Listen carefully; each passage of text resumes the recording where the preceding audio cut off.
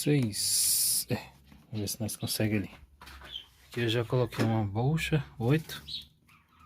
A bucha 8, ó. Ela tem uma luzinha aqui, ó. Vou mostrar pra vocês, ó. E tem um nível aqui, mas esse nível veio com defeito, cara. Tá vendo a bolinha aqui, ó? Esse nível realmente deixou a desejar. Mas dá pra você ter uma base. Mas nada que influencia no funcionamento da máquina. Aí vamos lá. Ó. Aqui a bucha entrou com tudo lá. Não deu nem pra estralar.